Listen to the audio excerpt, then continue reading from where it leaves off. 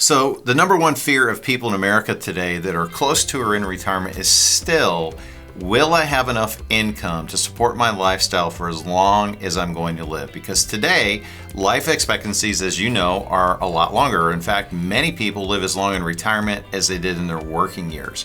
And so the hotly debated topic of annuities comes up a lot, and there's a lot of confusion. Some people tell you that you should love annuities and everyone should have one. Others will tell you should hate annuities and you should never purchase one. Well, the truth is always somewhere in the middle, but really where you need to start with as a basis is understanding there are many types of annuities, and are any of them for you for a specific situation? Well, if you're looking for what we call protected income, it's certainly something to consider, but what you need to start with is understanding the different types. You know, Tony Robbins wrote this book out there calling annuities income insurance. Yeah. So let's talk about these 4 types and try and give people an understanding of what they are. Yeah, so if you have a pension, then that's a type of annuity. And so people have been using annuities for many, many decades here in the United States and really all over the world, depending on where they live. And so annuities can provide good income. The number one annuity we want to talk about here is an immediate annuity. And with us, we think that's seldom going to be a choice for someone. Now, it's certainly one that you can consider. I've seen it be used for people, but basically you take a sum of money. It could be $50,000, $100,000, could be a couple $100,000. You give it to the insurance company, and then you really lose control over that money, but they pay you an income for hopefully as long as you live. Now, if you don't live very long, they come out a lot better than you do. And so there's ways to get income out of annuities without necessarily choosing an immediate annuity. So make sure that if that's something that you've been presented or are considering, that you get all the facts, the good, the bad, the ugly, and everything before you make that decision. Yep. And then number 2 is a fixed annuity. You know, and a fixed annuity is a little bit like a bank CD.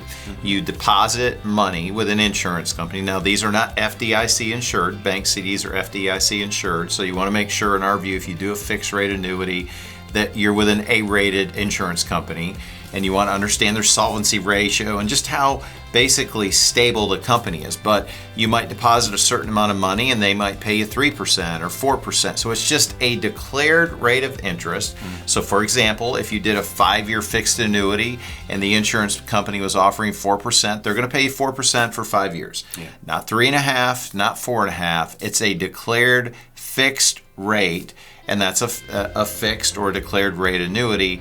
Third, variable annuity. This is probably the one most people know about more than anything, and its name kind of tells you what it does. A variable annuity can go up in value, but it can vary. It can also go down. And really what a variable annuity is a sub-account of mutual funds. Now, we're not saying they are never for anyone. Oh, this is not something that we really endorse a lot, because the truth is, inside of this variable investment, there's a lot of hidden fees in many cases. A bunch of different riders, whether they're income riders. There's a expense called mortality and risk expense, which in our view is just a fancy word for really life insurance. So if that's in an IRA, that's really not very efficient in terms of how life insurance should be used. So again, in any investment, but in particular a variable annuity, you want to make sure you understand what your fees are. Our view is if you're going to be in the market, just be in the market, reduce your fees.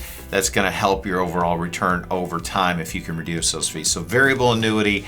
And then the last one, Pete, is sort of this newer kid. It's not really new, but newer kid on the block that's out there that you and I each own one of these. It's called a fixed index annuity, sometimes referred to as a hybrid annuity, but a fixed index annuity. Yeah, so a lot of the companies that did the fixed rate annuity can also do the fixed indexed annuity. So a fixed rate, you get a certain percentage of money no matter what, 3%, 4%, or whatever.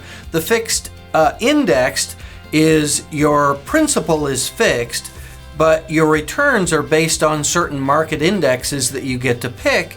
And so based on what that is, you may make 7 or 8 or 9% in a given year, but then the next year when those indexes go down, you may not lose any money, but you don't gain anything. And so, again, your principal is fixed, but the returns each year can vary. but it's not a variable annuity. Certainly something to look into and consider. And so an immediate annuity, a fixed rate annuity, a variable annuity, and a fixed indexed annuity. As we started this, they're not all for everyone. They're not all good for everyone. They're not all necessarily bad in all circumstances. But getting the information and understanding if it's something you should consider, we highly recommend that. Well, thanks for watching Retirement Talk, and don't forget to hit the subscribe button.